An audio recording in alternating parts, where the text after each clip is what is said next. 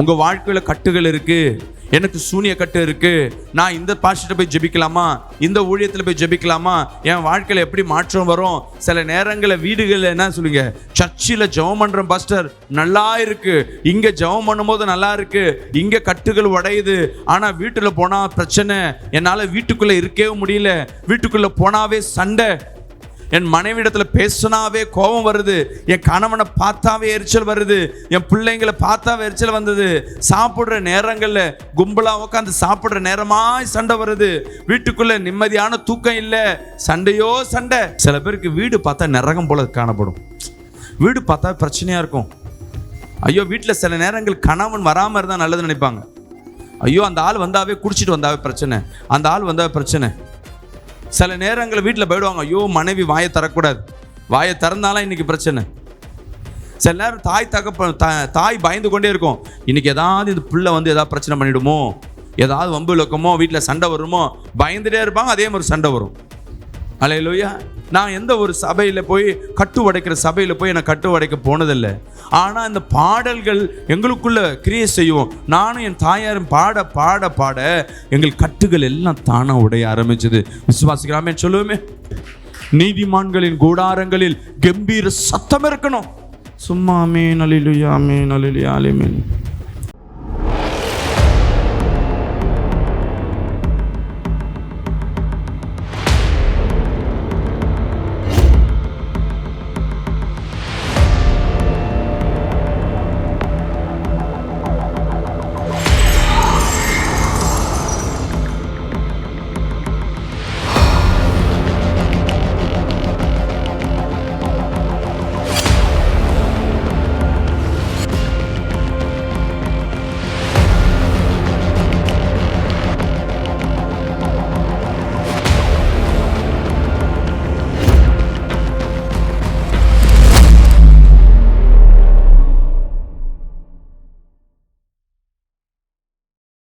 இன்னைக்கு என்ன பார்க்க போனா, கட்டுகளை உடைக்கும் துதி. நம்ம வாழ்க்கையில் அநேக கட்டுகள் இருக்கு. இந்த கட்டுகளை உடைப்பதற்கு எது பலனா இருக்குமா, நாம் துதிக்கிற துதி தான் பலனா இருக்கும். விசுவாசிக்கலாமேன்னு சொல்லுவோமே. கட்டுகள்னா என்ன, அது முதலாவது தெரிஞ்சுக்கணும். கவனிங்களேன், கட்டுகள்னா என்ன? கட்டுகள் என்பது எப்படி, சிறைச்சாலையில் பார்த்தீங்கன்னா மனிதர்களை கையை காலை கட்டி வைனா அவன் வந்து ஓடிடுவான், அவன் வந்து என்ன பண்ணக்கூடாது, அராஜகம் பண்ணக்கூடாது, அப்படியே கட்டி வைப்பாங்க. நேற்று இன்னைக்கு வரும்போது ஒரு யூடியூப்பில் பார்த்தேன், ஒரு இடத்துல வந்து என்ன பண்ணாங்க, ஒரு வீட்டில் போய் ஒருத்தனை 3 பேர் சேர்ந்து ஒரு ஆசிரியர் வீட்டில் போய் திருட போயிருக்காங்க. அதை ஊர் மக்கள் பிடிச்சி அவங்கள 3 பேரை கட்டி பதில் ஒருத்தன் மட்டும் தான் மாட்டான், மீதி 2 பேர் என்ன பண்ணிட்டாங்க, எஸ்கேப் பண்ண. அவனை கட்டி போட்டு செம்மடி அடித்து மயங்க வச்சதுலன்ட்டான். எதுக்கு கட்டி போட்டாங்க? கை காலை ஓடக்கூடாது, எதையும் செய்யக்கூடாது அப்படின்னு கட்டி போட வைக்கிறது. நம்ம வீட்லேயும் பார்த்தீங்கன்னா இந்த நாயை கட்டி வச்சுருப்போம். எதற்கு கட்டி வச்சுருப்போம்னா, அந்த நாய் நம்ம சொல்ல பேச்சு கேட்கல, அது பாட்டு ஓடுது உடையாதுன்னா அதை கட்டி வச்சுருப்போம். அதுவே நம்ம சொல் பேச்சு கேட்குதுன்னா கட்ட மாட்டோம், கட்டி வச்சுருப்போம். சில இடத்துல கூண்டில் போட்டு வச்சுருப்பாங்க. சில வீட்டில், நேற்று ஒரு வீட்டில் போய் ஜெபம் பண்ண போகிறோம், கிளி லவ் பேர்ட்ஸ் எல்லாம் பார்த்தீங்கன்னா கூண்டில் போட்டு வச்சுருக்காங்க. அந்த கிளி அழகாக பேசுது. நம்ம அந்த கிளி என்னென்னா, நான் வாரத்தில் ஒரு நாள் இந்த கூடை திறந்து விட்டு வீட்டை பூட்டிடுவேன், வீட்டுக்குள்ளே ஜாலியாக அது போய் விளையாண்டுட்டு திருப்பி கூண்டுக்குள்ளே போய் நான் அடைச்சி வச்சுடுவேன். ஒரு விதமான கட்டுகள் தான் அது. வெளியே பறக்க முடியாதபடி, அது வெளியே எங்கேயும் பறந்து போயிடக்கூடாதபடி கூண்டு வச்சு, ஒன்று கட்டில் 2 கட்டு, ஒன்று தன்னைத்தானே கட்டி வைப்பது, இன்னொன்று தன்னை சூழ்ந்திருக்கிற காரியங்களை கட்டி வைப்பது. ஒரு ஜெயிலில் உள்ள தூக்கி போடுறது வந்து எதற்கு அந்த ஜெயிலில் போகிறான்னா, அவன் வெளியே விட்டா என்ன பண்ணுவான், மோசமான காரியங்களை செய்ய வைவான்னு சொல்லிட்டு அவனை தூக்கி கட்டி வைப்பாங்க. இதுக்கு பேர் தான் கட்டு. இதே கட்டுகளை சத்ருவானவன் நம்மளை கட்டுவான். எப்படின்னா, நீ நல்ல காரியங்களை செய்யக்கூடாதபடி. அது எப்படியாய் மாறும்னா, முதலாவது மாந்திரிக சூனியத்தின் மூலமாக இந்த கட்டுகள் உங்கள் வாழ்க்கைக்கு வரும். மாந்திரிகம் பண்ணிடுவாங்க, இவன் சிரிக்கவே கூடாதுன்னு மூஞ்சில் கட்டிடுவாங்க. அவ்வளோதான், மூஞ்சி சிரிக்காத மாதிரி ஆகிடும். என்னன்னா, அந்த சூழ்நிலையெல்லாம் இவங்க எதெல்லாம் பார்த்து சிரிப்பாங்களோ அந்த சூழ்நிலையெல்லாம் துன்பம் உண்டு பண்ணும்படியாகவே கட்டி வச்சிருவாங்க. சில பேர் வாயை கட்டி வச்சிருவாங்க.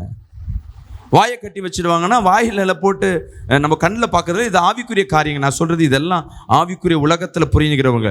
இந்த மாந்திரிகம் எல்லாம் ஆவிக்குரிய உலகத்தில் செய்கிறது, அசுத்த காரியங்கள் செய்கிறவங்க. வாயை கட்டி வச்சிட்டாங்கன்னா சண்டை போட மாட்டாங்க. நீங்கள் என்ன தான் பேசுகிறாங்களும் சரி, பேசுகிறவங்க பேச மாட்டாங்க. சில பேர் கடத்தை கொடுத்துருப்பாங்க. அந்த கடத்தை வாங்கினவங்க இவங்க என்கிட்ட கடன் கேட்கக்கூடாதுன்னு வாயை கட்டிடுவாங்க. நீ எல்லாரையும் வீட்டில் வரையும் நான் அவங்ககிட்ட கேட்க நினைப்பேன், நேரில் போனீங்கன்னாவே அவங்ககிட்ட கேட்க மனசு இருக்காது. வாயை கட்டிடுவாங்க. சண்டை போடாதபடி, பதில் பேசாதபடி வாயை கட்டுவாங்க. சில நேரங்களில் கையை கட்டி வச்சிருவாங்க. அப்படின்னா என்ன அர்த்தம்? வருமானம் வராது, எந்த வேலையும் செய்ய முடியாது. சில நேரங்களில் காலை கட்டிடுவாங்க. காலை கட்டினா ஒரு மனுஷனுக்கு முக்கியமான பலம் எதுனா காலும் கண்ணும் தான். எந்த மனுஷனுக்கு காலில் பலவீனம் வருதோ அவ்வளோதான். இந்த காலை கட்டி வச்சிட்டானா அவர் தான் கால் பலவீனம் வரும், எந்த வேலையும் செய்ய முடியாது, ஓட முடியாது. சில பேர் கால் நல்லா இருக்கும், ஆனால் வீட்டை விட்டு நவர மாட்டாங்க, ஒரு வேலையை செய்ய மாட்டாங்க, ஜெபம் பண்ண முடியாது அவங்களால. அந்த கால் அவங்களுக்கு பிரோஜனம் இருக்கா? சர்ச்சுக்கு போகணுமா? ஐயோ அவ்வளோ தூரம் போக முடியாதுங்க, ஒரு டயர்ட்னஸ். கால் கட்டு. சில பேருக்கு சிந்தனை கட்டு. சிந்தனை கட்டுனா என்ன தெரியுங்களா? எந்த வேலையும் செய்ய முடியாது, குடும்பத்தையே கவனிக்க மாட்டாங்க, அப்படியே பேன்னு இருப்பாங்க. சில பேர் அவங்களை பைத்தியம் என்று கூட சொல்லுவாங்க. ஜெபிக்க முடியாதபடி சில நேரங்களில் கட்டுப்படுவாங்க. ஊழியம் செய்ய முடியாத கட்டு. நீ ஜெபிக்க தூக்கம் வரும், ஜெபிக்கிற எண்ணமே வராது, சபைக்கு போகிற எண்ணமே வராது, சபையை துதிக்கணும் எண்ணமே வராது, கர்த்தருக்கு உண்டான பயமும் போயிடும். சிந்தனையில் கட்டு வச்சுட்டாங்கன்னா இந்த மாதிரி காரியம். இது சூனியத்தில் செய்கிற கட்டு. இன்னொரு கட்டு பார்த்தீங்கன்னா கண் டிஸ்டின்னு சொல்லுவாங்க. சில பேர் கண்ணாலே பார்த்து அவங்க வைத்தெரிச்சல், பொறாமை, இது கட்டுகளாய் மாறும், உன்னை கட்டி வச்சிடும். அவங்க 3 சூனியெல்லாம் பண்ண தேவையில்லை. ஐயோ வீடு கட்டிட்டாங்களே, ஐயோ பிள்ளைகளுக்கு நல்லா என்ன பண்ணிட்டாங்க, எல்லா பிள்ளைகளுக்கும் நல்லா கல்யாணம் பண்ணிட்டாங்களே, கார் வாங்கிட்டாங்களே, ஜாலியாக சிரிச்சு. நீங்கள் சிரிச்சு பேசினாவே அடுத்த நாள் பார்த்தா உங்கள் வீட்டில் சண்டை வரும். என்னன்னு பார்த்தீங்கன்னா அவங்க பொறாமை உனக்கு அது கட்டாய் மாறிடும். இது ரெண்டும் உங்களில் ஏற்படுகிற கட்டு. சில கட்டுகள் முன்னோர்கள் மூலமாக, உங்கள் ஆதி பிதாக்கள் செய்த தவறு, தாய் தகப்பன் செய்த தவறு, அவங்களுக்கு செய்யப்பட்ட சூனிய கட்டு ஒன்றை கட்டி வச்சிருக்கும். வியாதியாகவோ வருமானம் இல்லைனாவோ ஏதோ ஒரு காரியங்களில் கட்டி வச்சிருக்கோம். இங்கே கவனிங்க. ஆம் என் அன்பு பிரியமான ஜனமே, சற்று கவனிக்க வேண்டிய காரியங்கள். நாமும் ஏதோ ஒரு சூழ்நிலையில் நாம் கட்டி வைத்தது போல காணப்படுகிறோம். ஆமாவா இல்லையா? அல்லேலூயா. நிறைய நேரம் நம்ம கட்டி வைத்ததா காணப்படும். ஐயோ இவன் பண்ணிட்டாங்க, இவங்க சூனியம் வச்சுட்டாங்க. சில பேர் சொல்லுவாங்க என்கிட்ட, பாஸ்டர் நான் ஜெபம் பண்ணிட்டு, ஜெபத்துக்கு வருவாங்க, ஜெபம் பண்ணோன்னு அவங்களுக்கு கர்த்தர் வெளிப்பாடு கொடுப்பார். சூனியம் பண்ணியிருப்பாங்க. நான் அப்போ சொல்லுவேன், பிரதர் உங்களுக்கு சூனியம் பண்ணியிருக்காங்கன்னு. உடனே சிரிப்பாங்க. நான் யாருக்கும் என்ன பண்ண மாட்டேன், சண்டை போட்டதே இல்லை, எனக்கு யாரும் விரோதியும் இல்லை, இந்த கட்டுகள்லாம் இருக்காது பாஸ்டர். சில நேரங்கள் இந்த கட்டுகள் யார் பண்ணியிருப்பான், எனக்கெல்லாம் பண்ண வாய்ப்பே இல்லை, வேற ஏதாவது இருக்கும். அவங்களாம் என்ன பண்ண முடியல, நம்ப முடியாது. ஏன்னா யாரும் விரோதமாக, சில நேரங்கள் சூனியமாய் மாறும், சில நேரம் பொறாமையாய் மாறும். சில நேரம் அக்கம் பக்கத்தில் இருக்கும் பொறாமப்படுவாங்க, ஐயோ வசதியாக இருக்கிறாங்களே, ஐயோ வீடு கட்டுறாங்களே. ஆனால் உன்கிட்ட சண்டை போட மாட்டாங்க, உன்கிட்ட பொறாமையை பார்க்க மாட்டாங்க, நல்லா சிரிச்சு தான் பேசுவாங்க. ஆனால் அவங்க வைத்தெரிச்சல் உனக்கு அது கட்டாய் மாறின்னு இருக்கும். அல்லேலூயா. விசுவாசிக்கிறாமேன்னு சொல்லுவேமே. ஏதோ ஒரு சூழ்நிலை, இன்னைக்கு சபைக்கு வருகிற 99% ஏதோ ஒரு கட்டில் கட்டப்பட்டவர்களாக தான் வராங்க. இந்த கட்டுகளை எப்படி பாஸ்டர் உடைப்பது, அதுதான் இன்னைக்கு கற்றுக்க போகிறோம். அல்லேலூயா. இந்த கட்டுகள் எப்படி மாறும்? நீங்க செய்ய வேண்டிய காரியங்கள், முதலாவது எடுத்து படிங்க. சங்கீதம் 118 அதிகாரம் 15 வசனத்தை நாம் வாசிப்போமா? நீதிமான்களுடைய கூடாரங்களில் ரட்சிப்பின் கம்பீர சத்தம் உண்டு, ரட்சிப்பின் கம்பீர சத்தம் உண்டு. கர்த்தரின் வலது கரம் பராக்கிரமம் செய்யும். ஒரு அல்லேலூயா சொல்லுவோமே. அல்லேலூயா, அல்லேலூயா. ஆமீன். அன்பு பிரியமான தேவ ஜனமே, இங்கே கவனிக்கணும். உங்க வாழ்க்கையில கட்டுகள் இருக்கு, எனக்கு சூனிய கட்டு இருக்கு, நான் இந்த பாஸ்டர்ட்ட போய் ஜெபிக்கலாமா, இந்த ஊழியத்துல போய் ஜெபிக்கலாமா, என் வாழ்க்கையில எப்படி மாற்றம் வரும்? சில நேரங்களில் வீடுகளில் என்ன சொல்லுங்க, சர்ச்சில் ஜெபம் பண்ற பாஸ்டர் நல்லா இருக்கு, இங்க ஜெபம் பண்ணும்போது நல்லா இருக்கு, இங்க கட்டுகள் உடையுது, ஆனா வீட்டுல போனா பிரச்சனை, என்னால வீட்டுக்குள்ள இருக்கவே முடியல, வீட்டுக்குள்ள போனாவே சண்டை, என் மனைவிடத்துல பேசினாவே கோபம் வருது, என் கணவனை பார்த்தாவே எரிச்சல் வருது, என் பிள்ளைங்களை பார்த்தாவே எரிச்சல் வந்தது, சாப்பிடுற நேரங்கள்ல கும்பலா உட்காந்து சாப்பிடுற நேரமாய் சண்டை வருது, வீட்டுக்குள்ள நிம்மதியான தூக்கம் இல்லை, சண்டையோ சண்டை. சில பேருக்கு வீடு பார்த்தா நரகம் போல காணப்படும், வீடு பார்த்தா பிரச்சனையா இருக்கும். ஐயோ வீட்டில் சில நேரங்கள் கணவன் வராமல் இருந்தால் நல்லதுன்னு நினைப்பாங்க. ஐயோ அந்த ஆள் வந்தாவே குடிச்சிட்டு வந்தாவே பிரச்சனை, அந்த ஆள் வந்தாவே பிரச்சனை. சில நேரங்களில் வீட்டில் போயிடுவாங்க, ஐயோ மனைவி வாயை தரக்கூடாது, வாயை திறந்தாலும் இன்னைக்கு பிரச்சனை. சில நேரம் தாய் பயந்து கொண்டே இருக்கும், இன்னைக்கு ஏதாவது இந்த பிள்ளை வந்து ஏதாவது பிரச்சனை பண்ணிடுமோ, ஏதாவது வம்பு இழக்கமோ, வீட்டில் சண்டை வருமோ, பயந்துட்டே இருப்பாங்க. அதே மாதிரி சண்டை வரும். அல்லேலூயா. இதெல்லாம் ஒரு கட்டு. இதை எப்படி மாத்துறதுன்னா, முதலாவது வசனம் சொல்றது, சங்கீதம் 118:15 சொல்கிறது, நீதிமான்களின் கூடாரங்களில் ரட்சிப்பின் கம்பீர சத்தம் உண்டு. எப்படின்னா இவைகளை உன்னுடைய துதியினால மாற்ற முடியும். எங்கன்னா வீடுகளில் நீங்க ஜெபிக்கணும். அல்லேலூயா. வீடுல நல்லா சத்தம் போட்டு பாடணும். எத்தனை பேர் வீடுல சத்தத்தோடு பாடுறீங்க? ஆலயத்திலே சத்தத்தை இல்லாம பாடுவோம். வீட்டுக்குள்ள போனா எப்படி பாடுவீங்க? பாஸ்டர் எல்லாம் இருக்கிறாங்க பாஸ்டர், கணவர் இருக்கார், பிள்ளைங்க இருக்கு, வேலை டைட்டா இருக்கு பாஸ்டர், என்னால வந்து என்ன பண்றது, ஜெபிக்கவே நேரம் இல்லை பாஸ்டர், என்ன வேணா காரணம் சொல்லலாம். ஜெயங்கொண்டவர்கள், தேவனால் பயன்படுத்தி விசேஷமா இருக்கிற பாத்திரவான்கள், அவர்களின் முக்கிய பலம் எதுன்னு பார்த்தீங்கன்னா அவர்கள் ஜெபிக்கிற வீடு. விசுவாசிக்கலாமேன்னு சொல்லுவோமே. உங்க வீடு துதியின் வீடாய் மாற வேண்டும். விசுவாசிக்கலாமேன்னு சொல்லுவோமே. நல்ல சத்தம் போட்டு துதிக்கணும், நல்ல சத்தம் போட்டு குடும்பத்தில் என்ன பண்ணணும், கவனிங்க, வீடுகளில் பாடணும். எத்தனை பேர் வீட்டில் வந்து உங்கள் பாடல் சத்தம் கேட்குது? நான் எந்த வீட்டுக்குள்ளே போய் ஜெபம் பண்ணுற வீட்டுக்கு நான் சடனாக போகிறேனோ, சீரியல் ஓடிக்கொண்டிருக்கும், சினிமா பாட்டு ஓடிக்கொண்டிருக்கும், சினிமா நிகழ்ச்சிகள் ஓடிக்கொண்டிருக்கும். நாங்கள் போய் உட்காந்துட்டு இருந்தாலும் அந்த விசுவாசி என்கிட்ட பேசுவோம், வீட்டுக்குள்ளே இருக்கிற நபர்கள் டிவியே பார்த்துட்டு இருப்பாங்க. அவங்களால அந்த சேனல் நம்ம வந்த நேரம் அவங்களுக்கு தொந்தரவாக இருக்கும். ஐயோ இதை ஆஃப் பண்ணணுமா? அல்லேலூயா. வீடுகளில் எந்தெந்த வீடுகளில் சினிமா சத்தத்தை கேட்டுக்கொண்டிருக்கியோ அங்கே உன் கட்டுகள் உடையாது. ஏன் என் வீட்டில் சமாதானம் இல்லை, ஏன் என் வீட்டில் நிம்மதி இல்லை? வசனம் சொல்லுகிறது, நீதிமானின் கூடாரம் ரட்சிப்பின் கம்பீர சத்தம் உண்டு. அல்லேலூயா. அதே சங்கீதம் 149:1 வசனத்தை படிப்போமா? அல்லேலூயா. கர்த்தருக்கு புதுப்பாட்டை பாடுங்கள், பரிசுத்தவான்களின் சபையிலே அவருடைய துதி விளங்குவதாக. அல்லேலூயா. புது புது பாடல்களை வீடுகளில் பாடுங்க. வாயில சத்தத்தோடு நீ வீடுகளில் குடும்ப ஜெபம் நிறைய நினைப்பாங்க. குடும்ப ஜெபமா பாஸ்டர், குடும்ப ஜெபம் பண்ணா என் வீட்டில் கட்டுகள் உடையுமா?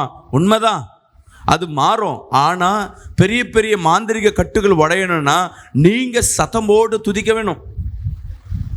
நிறைய ரகசியம் உண்டாமா? உன் வீட்டில் டிவி சேனல், எவ்வளோ சேனல், இங்கே பாருங்க எவ்வளோ கஷ்டம். என் வீட்டில் என் பிள்ளைங்க கேட்குறத என்னால் என்ன பண்ண முடியல, வாங்கி தர முடியல.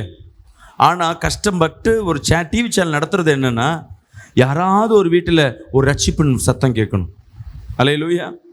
பாடலுக்காய் நிறைய நேரம் ஃப்ரீயாக கொடுப்போம், பாடல் போடுறது, துதியின் பாடல்கள். எதற்குன்னா அந்த நேரங்களில் யாராவது பாஸ்டருங்க செய்தி போடலாம், செய்தி வேற துதி வேற. செய்தி நீ உட்காந்து கவனிக்கணும், உன் கவனத்தை அதில் செலுத்தணும். ஒரு நாளை ஃபுல்லாக செய்தியை கேட்டிருந்தா அடுத்த நாள் செய்தி உன் வாழ்க்கையில் கிரியை செய்யாது. அல்லேலூயா. அப்போ என்ன செய்யணும்? நல்லா துதிக்கணும். வீடுகளில் நல்ல பாடல்கள் பாடும்படியாக ஸ்பீக்கரில் வச்சுட்டு, சேனலில் வச்சுட்டு நல்ல பாடல்னா, இப்போ வர பாடல்கள் எல்லாம் தேவனை துதிக்கிற பாடல்கள் அல்ல. லேட்டஸ்ட் பாடல் எல்லாமே தன்னை எல்லாம் வெளிப்படுத்துகிற காரியம். அதே மாதிரி வீடியோ பாடல் பார்க்கலாமா, ஆடியோ பாடல் பார்க்கலாமா? இதெல்லாம் கவனிச்சுங்க. வீடியோ பாடல் பார்த்தீங்கன்னா நீ என்ன பார்ப்பீங்க? அவங்க போடுற ட்ரெஸ்ஸு, அவங்க இருக்கிற லொக்கேஷன், அந்த இருக்கிற சூழ்நிலை, இதையே உன் கவனம் சேரும் தவிர அதற்குள்ளே இருக்கிற ஆவியின் அர்த்தங்களும் அதன் உணர்வுகளும் உங்களுக்குள்ளே வராது. வீடியோ பாடல் எடுக்கிறவங்க என்ன பண்ணுவோம்னா, நாங்கள்லாம் அவன் லொக்கேஷன் நல்லா இருக்கணும், நல்ல காஸ்டியூம் இருக்கணும், நல்ல விசேஷமாக இருக்கணும், லைட்டிங் எடிட்டிங் இதெல்லாம் தான் ஃபோக்கஸ் இருக்கும் தவிர அதில் தேவ பிரசன்னம் எப்படி வரும்னே தெரியாது. இதிலெல்லாம் தேவ மகிமை வருமானா தெரியாது, எங்களுக்கு தெரியாது. ஆனால் அந்த பாடல் சத்தம், வாயின் வார்த்தையின், அல்லேலூயா. அந்த காலத்தில் 2 பேர் தான், பெத்மன்ஸ் ஐயா, இன்னொன்று யார் சொல்லுங்கள் பார்க்கலாம். அந்த காலத்தில் இருந்தவங்க பெத்மன்ஸ் ஐயா, இன்னொருத்தர் பாடல் பாடுனவர், நான் கேட்குறேன், பால் தங்கையான்னு சொல்லுவாங்க. இவங்க 2 பாடலும் பார்த்தீங்கன்னா ஆவியானவரை பலப்படுத்தும்படியாகவே இருக்கும், ஆவியானவரை மகிமைப்படுத்தும்படியாக தான் இருக்கும். முழு பாடல்களும் பால் தங்கையா பாடல்லாம் எடுத்தீங்கன்னாவே முழுமையாக, இப்போ வர பாடல் நான் ஆதியில் இருக்க பாடல் சொல்கிறேன், அது எல்லாமே வந்து ஆவியானவரோட ஆளுகைக்கு நிறைந்ததாகவே காணப்படும். பெத்மன்ஸ் ஐயா பாடல் இப்போ வரையும் அதுவும் ஆவியானவரையும் இயேசுவை மகிமைப்படுத்தத்தக்கதாகவே வரும். மீதி இடையில போடுறவங்கெல்லாம் அது வேற. சில நேரங்கள் நல்ல பாடல்கள் துதிக்கிற, நீங்கள் துதிக்கும் போது பிசாசு நடுங்கும். அல்லேலூயா. வீட்டில் நான் ஒரு வீட்டில் வாடகைக்கு இருந்தேம்மா. முதலாவது கிறிஸ்துவ ரட்சிப்புக்குள்ளே வர சபைக்கு போயின்னு இருக்கு, இதே தெருவில் கடைசியில். நான் சொல்கிறது 2002 நினைக்கிறேன். தேவனோடு என்ன பண்ணுறேன், நல்ல ஐக்கியத்தோடு இருக்கிறேன். சபைக்கு போகிறேன். அப்போல்லாம் வந்து ஒரு பிரதர் வந்து கேட்குறாரு, ஐயா பெத்மன்ஸ் பாட்டு கேட்டிருக்கீங்களான்னு. அப்போது ரட்சிக்கப்பட்டு 6 மாதம் ஆகுது. பெத்மன்ஸ்னால் யாருன்னே தெரியாது. யாரையா பெத்மன்ஸ், யாரையா பெத்மன்ஸ், பெத்மன்ஸ் தெரியலையா? உண்மையாக தெரியல. பெத்மன்ஸ் பாடல்லாம் அப்படி இருக்கும், அந்த பாடல்லாம் கேளுங்க. நாங்கள் என்ன பாடல்னு சொல்லி கேட்குறதுக்கு கடையில் போய் கேசட் வாங்க போகிறேன். ஆல்ரெடி அந்த கேசட் நான் வீட்டில் கேட்டுன்னு தான் இருக்கேன். அது பெத்மன்ஸ் பாட்டுன்னு தெரியாது. அல்லேலூயா. யாரோ ஒரு தேவ மனிதன் பாடுறாருன்னு சரின்ட்டு என்ன பண்ணுறோம், திருப்பியும் அப்போ தெரியாமல் கேட்டுட்டு இருந்தேன். நான் என்ன பண்ணுறேன், திருப்பியும் போய் அவருடைய MP3 கேசட்லாம் வாங்கிட்டு வீட்டில் ஹோம் தேட்டர் வச்சு சவுண்டாக, இதுதான் என் வேலை. அதற்கு முன்பாக வரையும் என் வீட்டில் என்ன கிடையாது, வருமானம் சரியாக கிடையாது. எங்கள் அண்ணனுக்கு சரியாக வருமானம் கிடையாது. நானும் மாந்திரிகத்தில் பாதிக்கப்பட்டு சீழஞ்ச வாழ்க்கை என் வாழ்க்கை. இந்த பாடலை பாட பாட பாட வீட்டில் சத்தத்தோடு பாடும்பொழுது, இன்னைக்கு நான் ஊழியம் செய்யும்பொழுது பாடுற பாடல் எதுவும் நான் ஏற்கனவே ப்ராக்டிஸ் பண்ண பாடல் இல்லை, ஏற்கனவே கேட்ட பாடல். எங்கன்னா என் வீட்டில் MP3 போட்டு பாடலை கேட்டுக்கிட்டு எல்லா பாடலையும் கூட 1 வரி 2 வரி இந்த பாடல் இப்படி தான் இருக்குன்னு பாடுறது. அல்லேலூயா. யாருமே இல்லைன்னா நான் வெக்கப்படாமல் பாடிட்டு இருப்போம். எல்லாரும் இருந்தால் வாய் திறக்க மாட்டேன். அப்போ பாடின பாடல் வீடு ஃபுல்லாக பாட பாட பாட கர்த்தர் எங்களை ஆசீர்வதித்தார். விசுவாசிக்கலாமே சொல்லுவோமே. நான் எந்த ஒரு சபையில் போய் கட்டு உடைக்கிற சபையில் போய் எனக்கு கட்டு உடைக்க போனதில்லை. ஆனால் இந்த பாடல்கள் எங்களுக்குள்ள கிரியை செய்வோம். நானும் என் தாயாரும் பாட பாட பாட எங்கள் கட்டுகள் எல்லாம் தானாக உடைய ஆரம்பிச்சது. விசுவாசிக்கலாமே சொல்லுவோமே.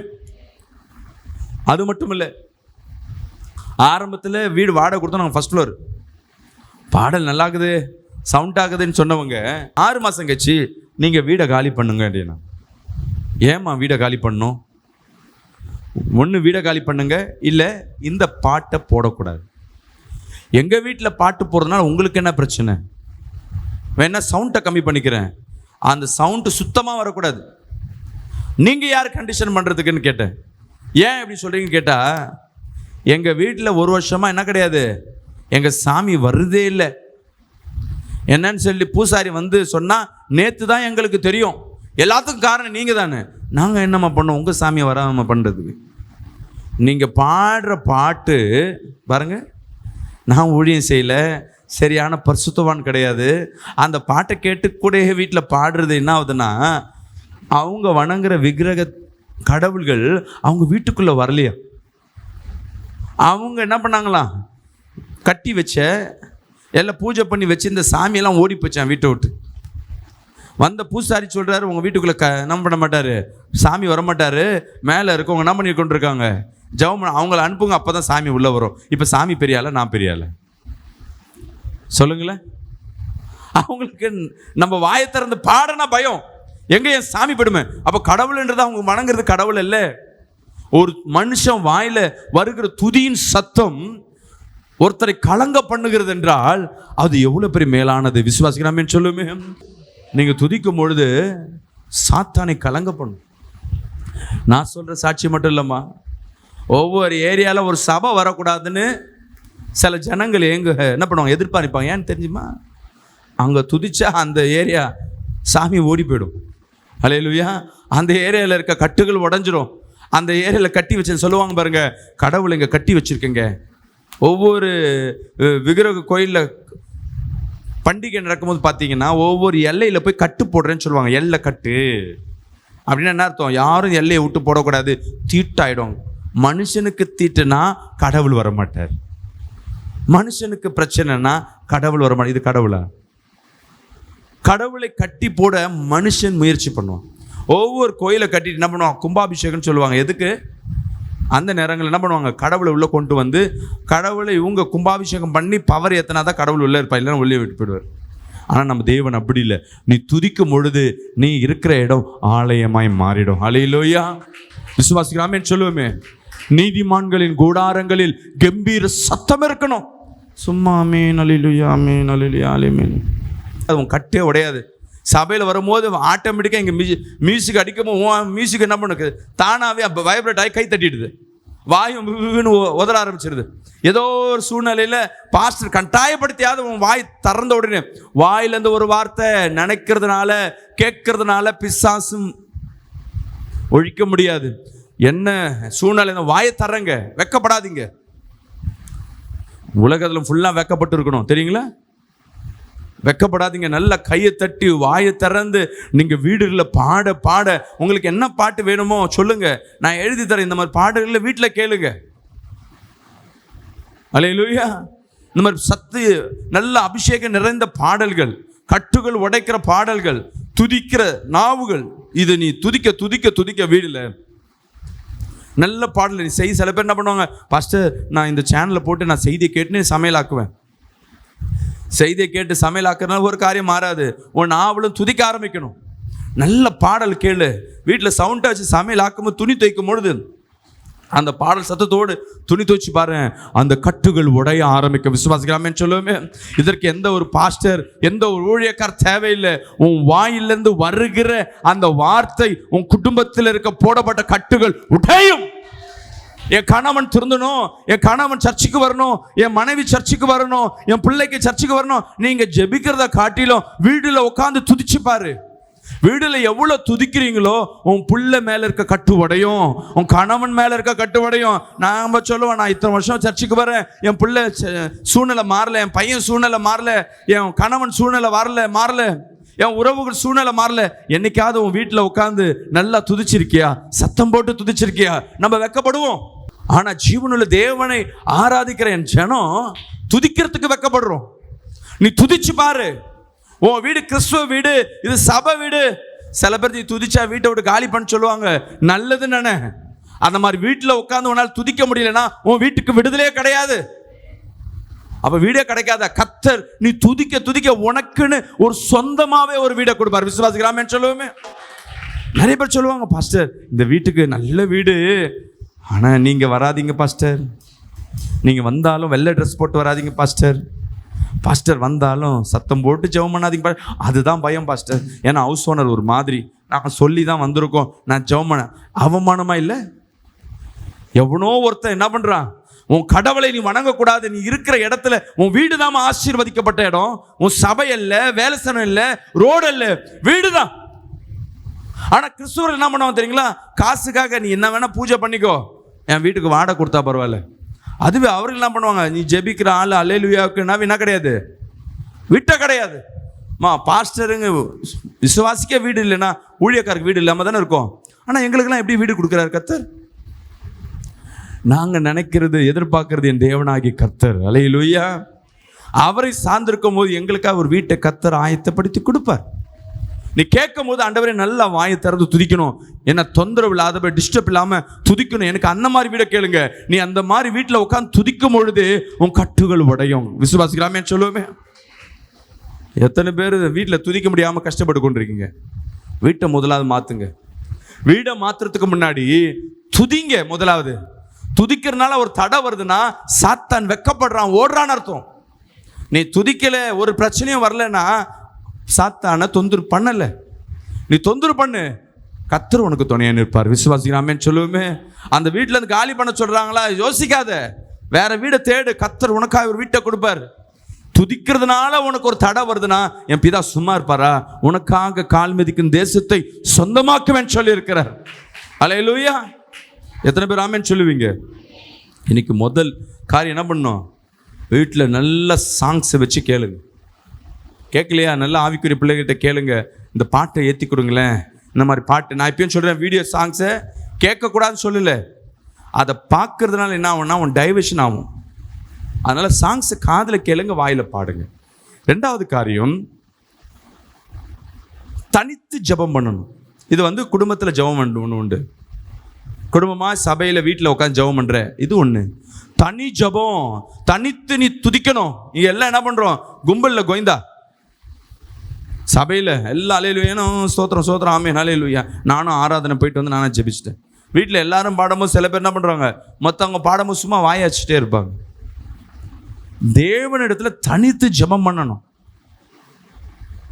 என் வாழ்க்கையில் நிறைய மாற்றங்கள், நிறைய ஊழியக்காரன சாட்சிகள். வாழ்க்கை சாதா மனிதனை ஊழியக்காரனை மாற்றினது காரணம் என்னன்னா இந்த துதியின் சத்தம். அல்லேலூயா. பாட்டு எங்கே போனாலும் சரி, வண்டியில் எங்கே போனாலும் சரி, காதில் கேட்டுக்கொண்டே இருப்பேன். ஹெட்ஃபோன் போட்டுக்கிட்டு வேலைக்கு போகிறதுக்கு இங்கேருந்து 1 மணி நேரம் ட்ராவல். அந்த 1 மணி நேரம் ட்ராவல், 6 மணி நேரம் ட்ராவல், ஒரு பாடலை கேட்டுக்கொண்டு கூட சேர்ந்து பாடினே இருப்பேன். வண்டி சத்தத்தில் யார் கேட்டா நான் கேட்கல, வண்டி ஓடினக்கும் பாடிக்கினே போயின்னு இருப்பேன். அப்படி பாடி போனது என் வாழ்க்கையில் இருக்க கட்டுகள் உடைஞ்சது. விசுவாசிக்கலாமேன்னு சொல்லுவேன். உன் வாய் கட்டுகள் போடப்பட்டிருக்கா? வேலை செய்ய முடியாத கட்டு போடப்பட்டிருக்கா? தனிச்சு ஜெபம் பண்ணிப்பார். டிராவல் பண்ண, குக்கிங் பண்ணும்போது, சமையல் ஆக்கும்போது பாடிக்கினே செய்வார். உன் குடும்பத்தில் சமையல் ஆசீர்வதிக்கப்படும். அல்லேலூயா. சமையல் டேஸ்டாக இருக்கிறது மட்டும் இல்லை, அடுத்த வேலை சாப்பாட்டுக்கு உண்டான சூழ்நிலை கர்த்தர் உருவாக்கி கொடுப்பார். விசுவாசிக்கலாமேன்னு சொல்லுவோமே. ஆகாரத்தில் போடப்பட்ட தடைகளை எல்லாவற்றையும் தேவன் உடைப்பார். நிறைய பேர் என்ன பண்ணுவாங்கன்னா ஜபம் ஜபம் ஜபம்னு சொல்லிட்டு உட்காந்து பைபிள் ரீட் பண்ணியிருப்பீங்க. பைபிள் ரீட் பண்ணுறது தப்பு இல்லை, நல்லதுதான். ஆனால் முக்கியமான இருக்க வேண்டியது உன் வாயில் துதியின் சத்தம். அப்போ துதி பைபிள் படிக்கூடாதா? 2 கலந்த மாதிரி. தனித்து ஜெபம் பண்ணும் பொழுது முக்காவாசி நேரம் அதில் உன் துதியின் சத்தம் இருக்கணும். அதனால் சபையில் பாருங்கள், எல்லா சபையிலும் ஆராதனை வேலையில் நிறைய நேரம் கொடுப்பாங்க. எந்த சபை நல்லா ஆசீர்வதிக்கப்பட்டிருக்கு, அங்கே எந்த சபையில் விடுதலை இருக்குது, ஆசீர்வதிக்கப்பட்டிருக்குது வேற, விடுதலை உள்ளே வந்தாவே விடுதலை, உள்ளே போனாவே விடுதலை, வரங்கள் எங்கே இருக்கணும் அங்கே தேவனை அதிகமாக துதித்து கொண்டே இருப்பாங்க. வசனமும் இருக்கும், ஆனால் ப்ராக்டிஸ், நீ துதிக்கணும். உன் உதடுகளால் தேவன் பார்த்து கொண்டே இருப்பார். எல்லாம் பாடும்பொழுது என் அன்பு சகோதரியை பார்த்து கொண்டே இருப்பார், என் அன்பு சகோதரனை பார்த்து கொண்டே இருப்பார். இவன் வாயை திறந்து எதாவது பாட மாட்டானா? ஆலயத்தில், வீடில், நீ தனியாக இருக்கும் பொழுது, சோர்ந்து போகும் பொழுது அவருக்கு நன்றி சொல்லி உன் நாவை திறந்து நிறைய நேரம் பாடுறது. உன் துன்பத்தை சொல்லி பாட்டலில் கொண்டு வராதிங்க, நன்றி சொல்லி பாடுங்க. எடுத்து படிங்க. சங்கீதம் 69ஆம் அதிகாரம் 30ஆம் வசனத்தை வாசிப்போம். தேவனுடைய நாமத்தை பாட்டினால் துதித்து அவரை ஸ்தோத்திரத்தினால் மகிமைப்படுத்துவேன். அல்லேலூயா. தாவீது சொல்றான், பாட்டினால அவர் நாமத்தை சொல்லி ஸ்தோத்திரப்படுத்துவேன். பாடல் பாடும் பொழுது முதலாவது தேவனை மகிமைப்படுத்தணும். அவர் நாமங்களை சொல்லி அவர் செய்த காரியங்கள், அதுக்கு தான் நன்றி சொல்லுகிற பாடல். அது என்ன பண்ணுமா? உன் கட்டுகளை உடைக்கும். அல்லேலூயா. எப்படி? அப்போ நிறைய பேர் கட்டுகளை உடைக்கிறதுக்கு என்ன பாட்டு நினைப்பாங்க? அக்கினி, நீ ரத்த கோட்டைகளை உண்மை நினைச்சிட்ட. உண்மைதான். அங்கே தேவன் நாமத்தை சொல்லி, தேவன் செய்த அற்புதத்தை சொல்லி பாடலை தேடுங்க. அல்லேலூயா. நிறைய பாடல்கள், நன்றி பாடல்கள்லாம் எடுங்க. வீட்டில் உட்காந்து நல்லா பாடுங்க. சில பேர் வசனம் என்னாவே பிசாசு துரத்தணும், சங்கீதம் 91 அவ்வளோதான் வச்சுப்பாங்க. நீ பாடுங்க, நன்றி சொல்லி பாடுங்க. ஆனால் உன் வாழ்க்கையில் தோல்வியாக இருக்கும், தேவனுக்கு சொல்லுங்களேன், நன்றி சொல்லுங்க. எவ்வளவா நன்றி, கர்த்தருக்கு தேங்க்ஸ் சொல்லுங்க. எவ்வளவா நன்றி சொல்ல சொல்ல சொல்ல தனிமையா, இது சொல்றது நான் தனிமை பாடல். தனிமையில் கண்ணை மூடி ஆண்டவரேன்னு சொல்லிட்டு அவர் நாமத்தை சொல்லி கூறுவேணும். கர்த்தரோட நாமங்கள் சொல்லியிருக்கு தெரியுங்களா? அல்லே, அவர் நாமங்கள் எங்கெங்கே வருகிறதோ அதெல்லாம் தேவனை ஆராதிக்கிற பாடல். தேடுங்க, இந்த மாதிரி பாடலை வீட்டில் பாடுங்க. தனிமையில் கண்களை மூடி தேவனுக்கு நன்றி. உன் வாழ்க்கையில் அநேக தோல்வி இருக்கலாம், அநேக கண்ணீர் இருக்கலாம், அநேக அவமானம் இருக்கலாம். அதை எடுத்துட்டு வந்து இந்த பாடலை கொண்டு வராத. தேவனை ஆராதி, அவ்வளவுதான். தேவனை எல்லா சூழ்நிலையிலும், கஷ்டமோ இன்பமோ துன்பமோ எல்லா வேலையிலும் என் தேவனை ஆராதிப்பேன்.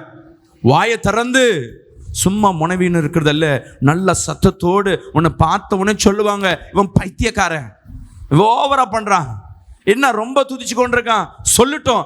அவர்களை வெட்கப்படுத்தும்படியாக கர்த்தர் ஒரு நாள் உன் தலையை உயர்த்துவார். அல்லேலூயா. துதிக்கிறவங்க ஜெபிக்கிறவங்களை பார்த்தா மற்றவங்களுக்கு முன்பாக நீ வேஸ்ட்னு சொல்லுவாங்க, உன்னை அவமானப்படுத்துவாங்க. கர்த்தரை எக்காலத்திலே நான் அவரை துதிப்பேன் சொல்லுங்களேன். அல்லேலூயா. 1000 பேர் 1000 சொல்லட்டும், நான் துதிக்கிறேன். நிறைய பேர் கணவன் ஆயிடுவாங்க, மனைவி ஆயிடுவாங்க, தனக்குன்னு ஒரு அந்தஸ்து இருக்கும், வெக்கப்பட மாட்டாங்க, கை அப்படியே வெக்கப்பட்டுக்கிட்டு பாடவும் மாட்டாங்க, கை தட்டவும் மாட்டாங்க, மனசுக்குள்ளேயே இருக்கும். அவங்களால ஃப்ரீயாக இருக்க முடியாது. உன் கட்டு சுத்தமாக உடையாது. தனிமை ஜெபம் பண்ணு, முழங்கால் போட்டு நல்லா கைகளை உயர்த்தி துதிக்கும் பொழுது, அம்மா நான் சொன்னேன்லம்மா, நீ துதிக்கிறது மாம்ச உலகம் இல்லை, ஆவிக்குரிய உலகத்தில் இருக்க சாத்தானை கட்டும். விசுவாசிக்கலாமே சொல்லுமே. சாத்தான் உனக்கு விரோதமாய் போடப்பட்ட எல்லா சங்கிலிகள், எல்லா கடன் வலைகள், வருமானம் இல்லாத வலைகள், துன்பம், நெருக்கம், இவைகள் எல்லாம் ஒவ்வொன்றும் ஒவ்வொரு நேரமும் எல்லாமே உடையும், ஒவ்வொன்றும் பிரேக் ஆகிக்கொண்டே இருக்கும். ஆனால் அது ரகசியம் உனக்கு தெரியாது. நீங்கள் தொடர்ந்து ஒரு 40 நாள் டெய்லியும் ஒரு அரை மணி நேரம் 1 மணி நேரம் நீங்கள் பிளான் பண்ணி துதிச்சு பாருங்களேன், பாடி பாருங்களேன். வேலைக்கு போகும்போது, டிராவல் பண்ணும்பொழுது, நிறைய பேர் நினைப்பாங்க முட்டி போட்டு தான் ஜெபம் பண்ணுமா. தேவையில்லை. சமையல் செய்யும்போது, துணி துவைக்கும்போது பாடிட்டே இருங்க. தனிமையான பாடல் ஒன்று குடும்ப பாடலும் கட்டுகளை உடைக்கும், தனிமையும் கட்டுகளை உடைக்கும். விசுவாசிக்கலாமே சொல்லுமே. நீ போய் பாஸ்டர்கிட்ட போய் கை வைக்கணும், பாஸ்டர் அப்பாயின்மெண்ட் வேணும், இங்கே போய் நான் ஜெபிக்கலாமா, இந்த கட்டுகளை உடைக்கலாமா. உன் வீடு, உன் நாவுகளே கட்டுகளை உடைக்கிற தேவன் துதியாய் மாறுகிறது. விசுவாசிக்கலாமே சொல்லுவோமே. அடுத்தது 3வது, சபையில் அவரை வெக்கப்படாமல் துதிக்கணும். இங்கே சபையில் வந்தால் என்ன பண்ணுவோம், ஜெபம் பண்ணுங்கன்னா முன்னாடி இருக்க 4 பேர் ஜெபம் பண்ணுவாங்க. இந்த பின்னாடி போய் உட்கார்றவங்களே என்ன அர்த்தம்னா ஜெபிக்காதவங்கன்னு அர்த்தம், வெக்கப்படுவாங்க. முதலாவது முன்னாடி வரத்துக்கு வெக்கப்படுவாங்க, 2வது ஜெபிக்கிறதுக்கு வெக்கப்படுவாங்க, 3வது கைத்தட்ட. நில்லுன்னா நிற்க மாட்டாங்க. எல்லாம் கைத்தட்டுங்க. ஸ்டைல், சாரி களையக்கூடாது, மேக்கப் களையக்கூடாது. இங்கே ஃபேஷன் ஷோவாக நடத்துகிறோம் இல்லை ஃபோட்டோகிராஃபி எடுக்கிறோமா சபையில்? உன்னை யாராவது பார்த்து கொண்டிருக்காங்களே, ஆராதனை எல்லாம் கண்ணை மூடி ஜெபிக்கணும். நீ தேவனுக்கு முன்பாக உன்னை தாழ்மைப்படுத்தி அவருக்கு நான் ஏதாவது ஒரு பண்ணணும். நல்ல கை தட்டி வாயை திறந்து உன் சவுண்டு மைக் சவுண்டோட ஜாஸ்தி வரணும். நல்லா ஆராதிச்சு பாருங்களேன். வசனம் சொல்லுது, படிங்களேன். சங்கீதம் 35:18 படிப்போம். மகா சபையிலே உம்மை துதிப்பேன், திரளான ஜனங்களுக்குள்ளே உம்மை புகழுவேன். ஹல்லேலூயா. திரளான போய் ரோட்ல போய் ஜனங்களுக்கு முன்பாக துதிக்க நம்மளால முடியாது, வெக்கப்படுவோம். அட்லீஸ்ட் சபைக்கு முன்பாகவே நான் ஆராதிக்கிறவன். விசுவாசிக்கிறாமே சொல்லுவோமே. ஹல்லேலூயா, ஹல்லேலூயா. நீ ஆராதிக்கணும். யாரெல்லாம் பார்க்காத, ஜீவனுள்ள தேவனை ஆராதிக்கிற. அக்கம் பக்கத்தில் இருக்காங்க, என் புள்ள இருக்கு, இவங்க பார்ப்பாங்க, இவங்களுக்கு முன்பாக நான் பாவம். பிசாசு சில பேர் என்ன பண்ணுவான் தெரியுங்களா, நீ பாவம் செய்கிற, சபைக்குள்ள வந்து உட்காந்துருக்க, நான் யோக்கியமா? காதலை பேசிக்கொண்டே இருப்பான், நீ ஜெபிக்கிறத தடுத்து கொண்டே இருப்பான். நான் பாவை தான், ஆனால் என்னை ரட்சிப்பார் ஒரு நாள். அல்லேலூயா. என்னை ரட்சிக்க வந்தவர்கிட்ட வந்திருக்கிறேன். நீ நல்லா வாயை திறந்து நல்லா கைகளை தட்டி நீங்கள் ஜெபிக்க ஜெபிக்க ஜெபிக்க உங்களுக்காய் விடுதலைக்காய் நேரமே தேவையில்லை. நீ துதிக்கிறது விடுதலையான நேரமாய் மாறிடும். அல்லேலூயா. நல்ல கரங்களை தட்டி சொல்லுவோமே. சபைகளில் பார்த்தீங்கன்னா உண்மையாகவே நல்லா ஆராதிக்கிற நல்ல ஒரு வொர்ஷிப் லீடரு, நல்ல ஒரு தேவ மனுஷன் எப்படி ஆராதிப்பார்னா, ஆரம்பத்துல எல்லாம் புது பாட்டெல்லாம் பாடுவாங்க, விசேஷமான பாடெல்லாம் பாடுவாங்க. ஆனால் நல்லா வொர்ஷிப் பண்ணுற டைம், அபிஷேக வேலையில் நல்லா கவனித்து பார்த்தீங்கன்னா உங்களுக்கு தெரிஞ்ச பாடலே பாடுவாங்க. ஏன்னா நீங்களும் கூட சேர்ந்து பாடணும். அல்லேலூயா. ஆலயத்தில் ஜனங்களோடு சேர்ந்து பாடும் பொழுது அந்த இடத்துல தேவ மகிமை ஏற்படும். அல்லேலூயா. சில பேர் என்ன பண்ணுவாங்க, தன்னை பெருமைப்படுத்துறதுக்கு தான் எழுதின பாடல், புதிய பாடல், அதை எடுத்துன்னு போய் வொர்ஷிப்பில் ஒருத்தர் வந்து பாடுவாங்க. முன்னாடி இருக்கவங்க கண்ண முடியும், பாடல் தெரியாது, வரியும் தெரியாது, எல்லாம் புதுசு புதுசாக இருக்கும். கம்முன்னு அபிஷேகமே ஏறாது. இவர் மட்டும் நல்லா அபிஷேகத்தில் இறம்பிட்டு போயிடுவார். ஆனால் உண்மையாகவே வயது முதிர்ந்தவர்கள், நல்ல ஊழியத்தில் தேர்ச்சி பெற்றவங்க பார்த்தீங்கன்னா, இன்னைக்கு பெத்மன் ஐயாவை எடுத்து பாருங்க. அவர் ஒரு சபையில் போய் ஒரு ஆராதனை பண்ணுறாருன்னா, கடைசி ஆராதனையில் அவர் அந்த காலத்தில் எழுதின எல்லாருக்கும் தெரிஞ்ச பாடலை தான் பாடுவார். நீங்களும் கூட சேர்ந்து பாடணும், வாயை திறந்து பாடணும். அந்த பாடும் பொழுது உங்கள் கட்டுகள் உடையும். இன்னைக்கு ஒரு திருமணத்தை எடுங்க, நான் சபையில் போய் நான் ஆராதிப்பேன், அல்லேலூயா, என் கட்டுகளை நானே உடைக்க போகிறேன், விசுவாசிக்கலாமேன்னு சொல்லுவோமே. கடைசியாக ஒன்று, 4வது காரியம், விசேஷித்த விண்ணப்பத்திற்காய் என்ன பண்ணணும்? தனித்து ஜெபிக்கணும். சில காரியங்க, என் கடன் போகணும், கவனிங்க, என் வியாதி போகணும், இதெல்லாம் நான் சொன்னதெல்லாம் காமன். இப்போ எனக்கு மாந்திரிக கட்டு இருக்குது, வியாதி, மாந்திரிக கட்டுனால ஏதோ ஒரு பிரச்சனை உருவாயிருக்கும். ஒன்று குடும்ப சமாதானம் போயிருக்கும், வருமானம் போயிருக்கும், இல்லை வீட்டில் ஏதாவது பிரச்சனை இருக்கும், இல்லை பாவம் பிள்ளைங்க மத்தியில் நிரம்பி இருக்கும். இதை ஒன்றும் செய்ய முடியாது. உன் பிள்ளைய போய் குடிக்காத சொல்லி பாரு, குடிக்க மாட்டான். நான் உன் எதிர்க்க குடிக்க மாட்டான், மறைச்சு குடிப்பான். உன் கணவன் அப்படிதான், குடிக்கல குடிச்சிட்டு தான் வருவார். நான் குடிக்கலையே நீ அதை நிரூபிக்கிறதுக்கே உனக்கு போராட்டமாக இருக்கும். இல்லை இன்னைக்கு நீ குடிச்சிட்டே, இல்லை அதுவே சண்டே ஆகி அவர் சொல்ல குடிச்சிட்டே சொல்ல, நான் குடிக்காமே குடிச்சேன்னுவார். அவன் கேட்டால் அப்புறமே சொல்லுவார், கன்ஃபார்ம் பண்ண பிறகு, இது நேற்று குடிச்சது இன்னைக்கு அந்த ஸ்மெல் அப்படியே வருது. அவன்கிட்ட போய் நீ என்ன போராட போற?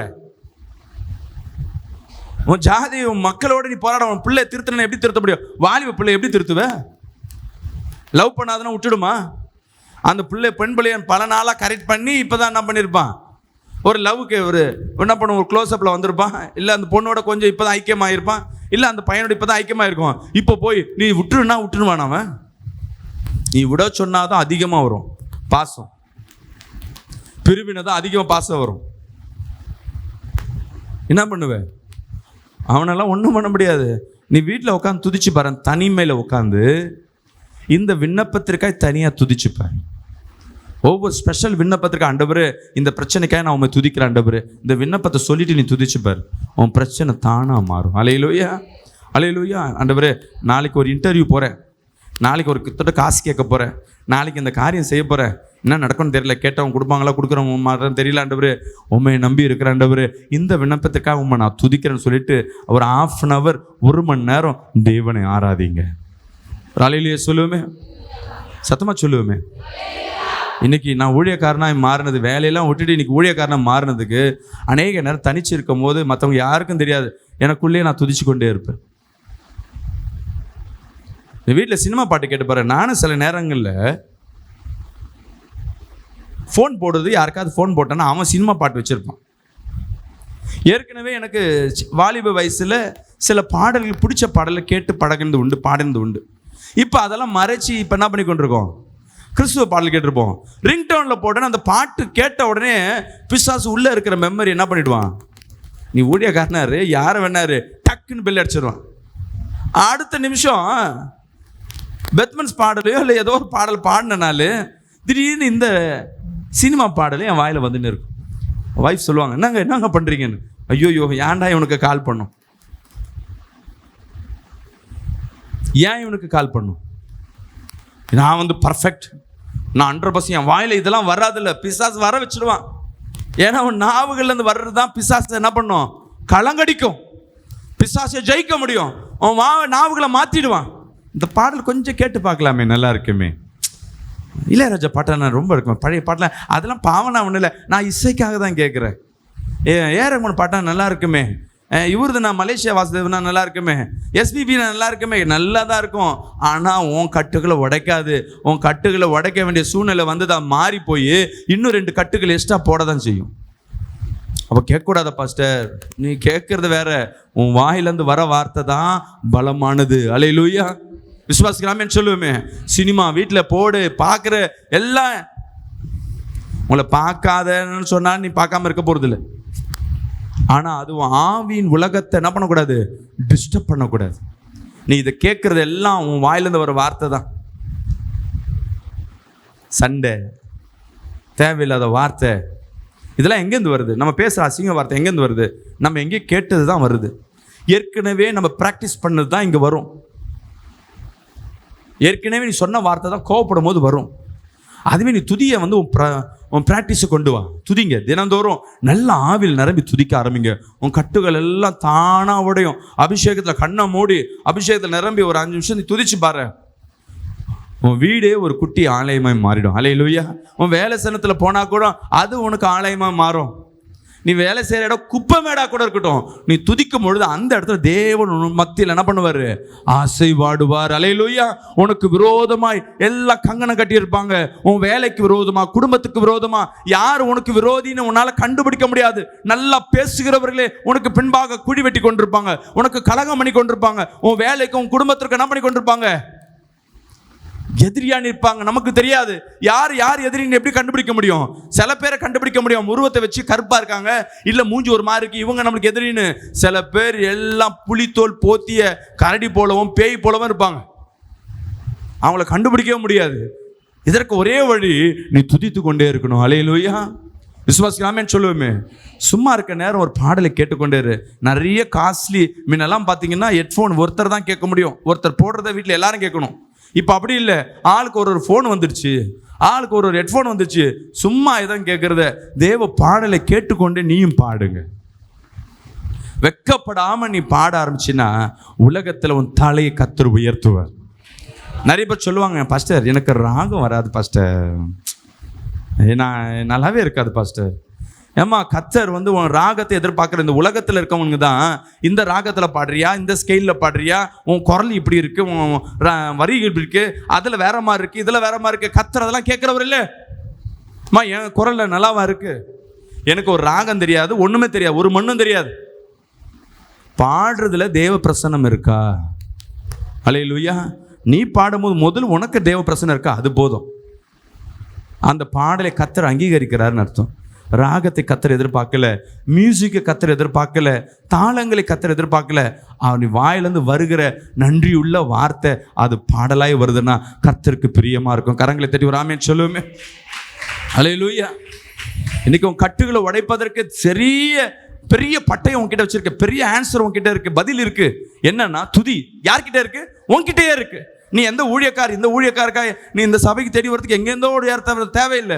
உன் வீடுகளில் துதிக்கிற மத்தியிலே நீங்கள் துதிக்க துதிக்க துதிக்க உன் கட்டுகள் தானாக உடையும்.